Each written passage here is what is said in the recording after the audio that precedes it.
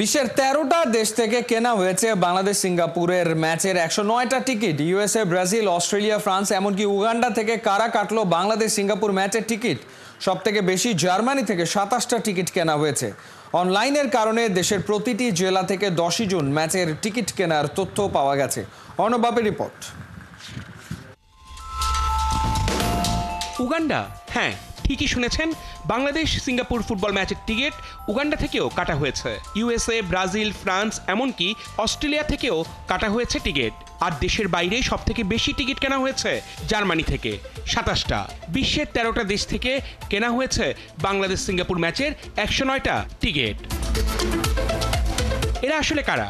কেন এত টিকিট কাটলেন দেশের বাইরে বসেই? ঈদের ছুটিতে দেশে ফিরে গ্যালারিতে বসে খেলা দেখবেন বলেই কি এই কাণ্ড?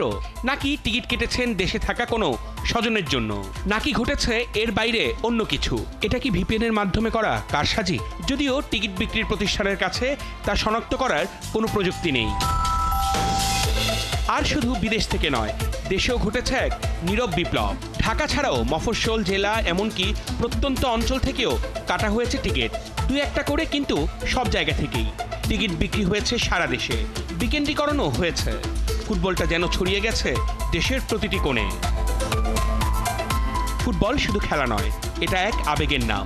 এটা একটা টান যা ভৌগোলিক দূরত্ব চেনে না।